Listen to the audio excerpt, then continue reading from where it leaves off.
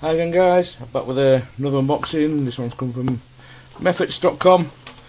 Well, I'm sure you've already seen the title, what's in here, but yeah, this has been waiting a while for this one, as it was just like everybody else, not just myself, because it was pre-ordered, but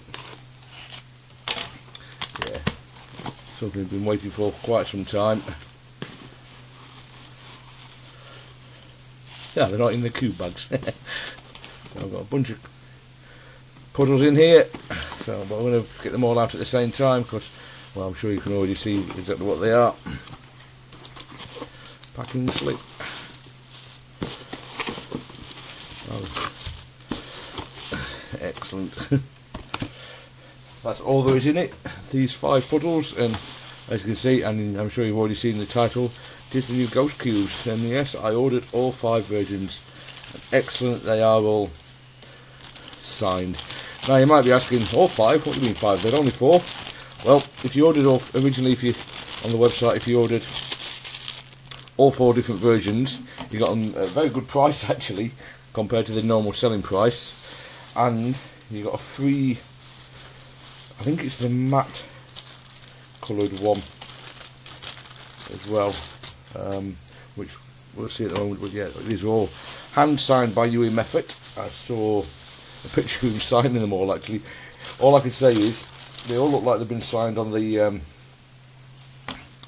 9th of the 4th 2014, because that's what it says on them all. So he must have had quite a sore arm by the end of that day, I reckon.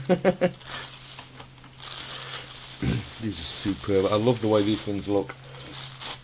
I may remember I unboxed a custom one a few weeks ago. Exactly, I actually ordered it 2 days before these were announced, but I decided I was going to get the full set because they look fabulous. They're very high demand for these, I think, and Mefferts puddles that have high demand and then sell out have a way of gaining in value, becoming collector's items years later. So I had half a mind on that when I bought the whole set. But as much as anything else, I like the way the different way they all look. But yeah, that sticker's a bit badly placed there. But look, you have to be a little bit careful with that, because look at the size of that tiny little sticker there. That is a couple of millimetres across, so that's going to be quite easy to rub up. And there's a few like that, not quite as small like these ones. But can you imagine how hard that thing was to place?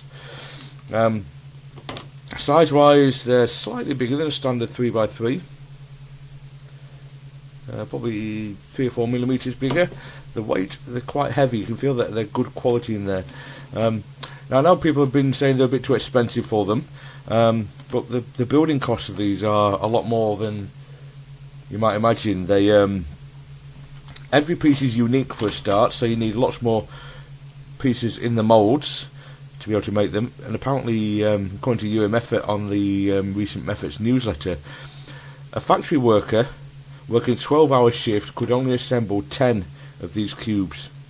Now that means it takes over an hour to assemble 1 cube from all the pieces. Now that means all the pieces, like all the piece caps and everything, I assume, and probably even removing everything from the the sheet that comes out of the mould as well, I would imagine. But still, that seems like an inordinately long time, so I don't know why exactly that is, but clearly that's a large part of the production cost. But yeah, these look absolutely great. They I might want to get some protective stickers to put over the signature there, because there isn't anything over there, and I'm sure he's used permanent marker then, but still. So anyway, you've got the white stickers on the black puzzle,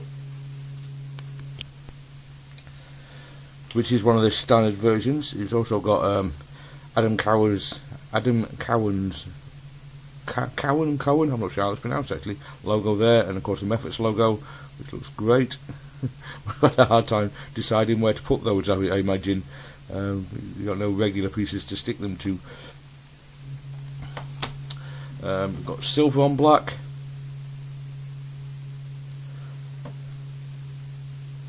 This is kind of a brushed aluminium effect, which is very nice on these silver ones. slight bubble in that sticker, see if I can work that out.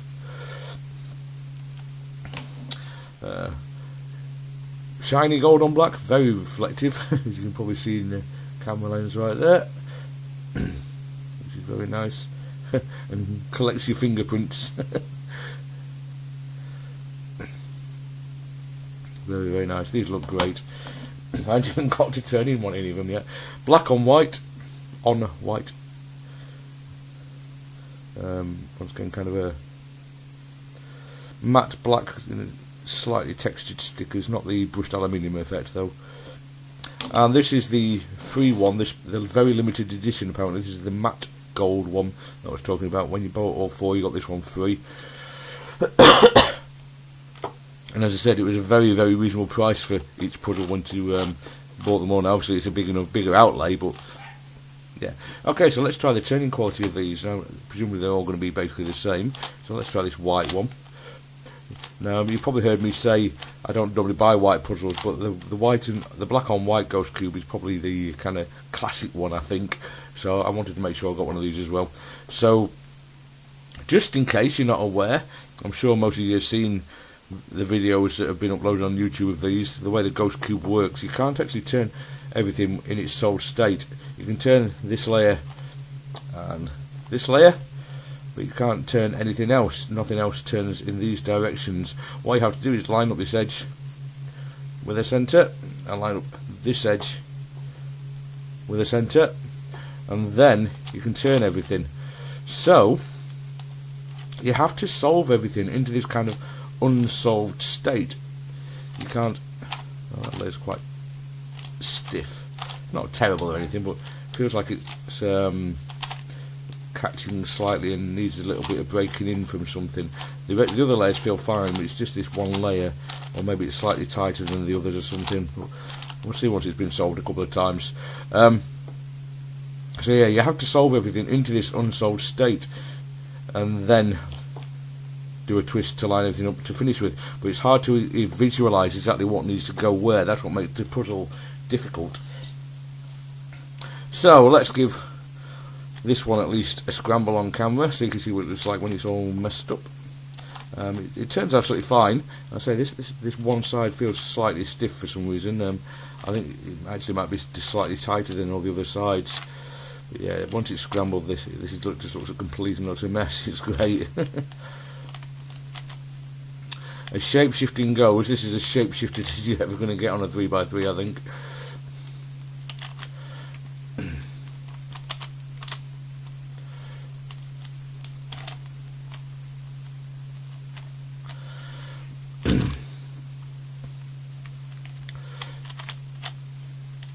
So yeah, I think that's scrambled now. The thing is, you don't necessarily have to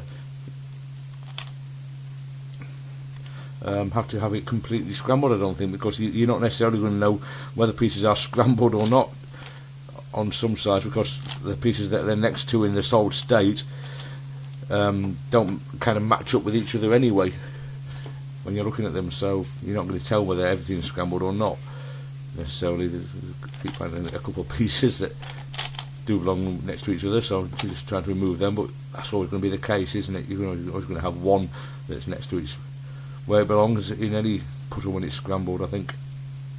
So yeah, let's have a turn of the other ones and see how they turn. But yeah, they turn very nicely again.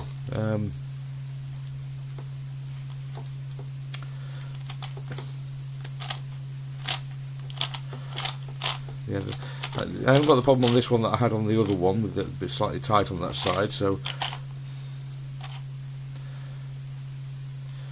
yeah, these turn absolutely fine. There's a slight bit of catching, but then you've got lots of kind of sharp edges that are pointing at each other, so that's going to happen.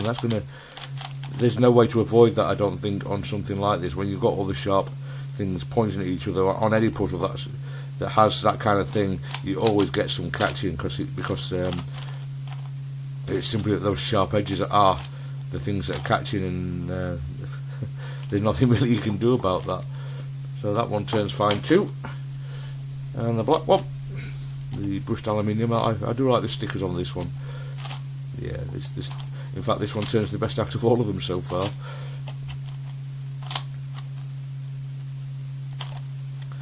Should I just scramble all of them? Yeah, I think I probably should, shouldn't I? There's no point having them if they don't get solved at least a couple of times, is there?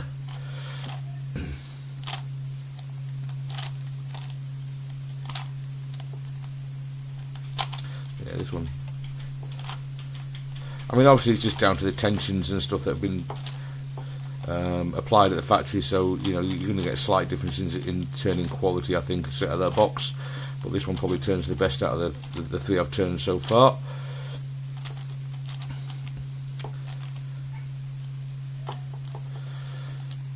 That's that one scrambled. And back to this one, I might as well do it. What the hell? I want to solve them all anyway.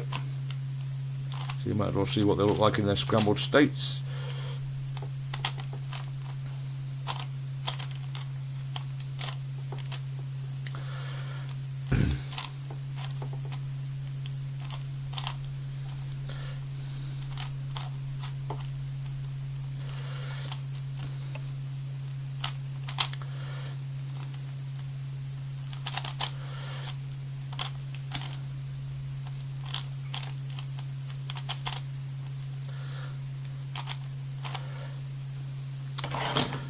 The shining old one.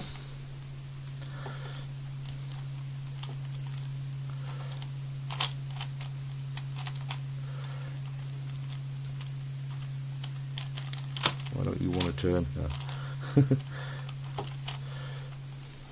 Just a sharp corner catching again, I think, was the problem there. Well, this one does feel like maybe there's a piece of flashing inside somewhere. Perhaps I could be wrong. It might just be a slight breaking in issue, but on this side, there's one side again that's stiffer and kind of a bit catchy. This right hand side. Wow. So I'm just checking if I've got things lined up because that doesn't want to turn at all now. I think I'm going to have to maybe have a look at that side because that's very stiff, and let's see if we centre back. There it does. Let me just loosen that one off actually. I've got the I didn't look to see which way round the centre cap was, so there's a good chance I'm going to get the centre cap the wrong way around now, I think. A couple of turns off that, see if that makes a difference. I hope I've got it back the right way. Completely different. That's all it needed. It's absolutely fine now. It was just slightly too tight. So that's simple as that. If you come across one of yours that's having that problem, just slacken off the screw slightly and it will turn great. The centre cap pulls off very easily, as you saw. So that's that one scrambled. And finally the little limited edition one.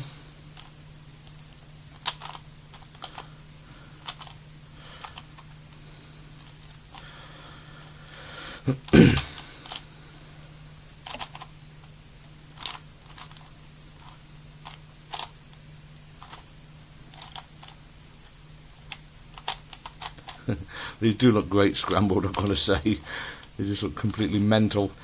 Any non-puzzler that came to saw these just in their scrambled state, I think, would have a heart attack.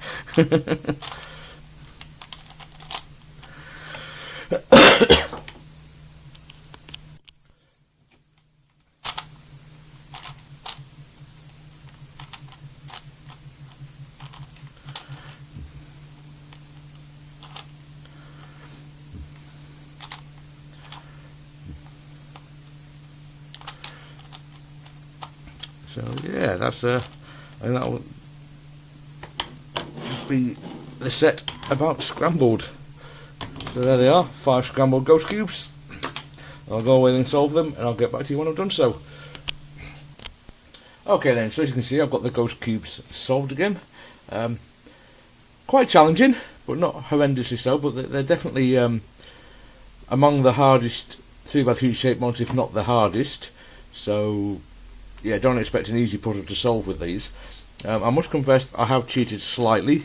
I assembled 2 of them instead of solving them because As you can see on this one here, some of the signatures started wearing slightly, so I've put some protective clear plastic over the top of the signatures on them, and these two as well. Unfortunately I ran out then, I didn't have any left, so I didn't want to wear the signatures and stuff off these two, so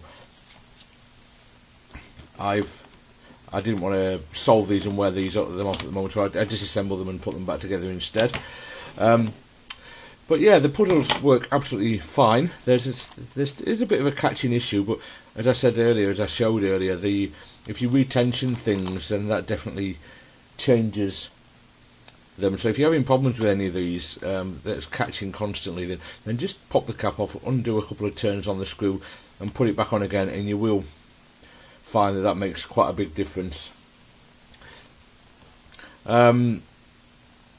But the actual working of the puzzles is absolutely fine. But you've got to expect, as I said earlier, when you've got lots of sharp edges that are going to meet each other, especially in its shape-shifted state, they're going to catch now and again. So if it does catch, just you have to deal with it. It's going to be a fact of life with these puzzles, unfortunately. But it's not unbearable. It's not a really, really big problem or anything like that.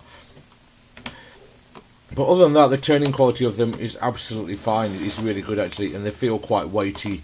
They feel good quality plastic. They're certainly not cheap puzzles, and they're certainly not made cheaply. They're made very well. The stickers look great. I love all. I can't even decide which one I like the best actually. I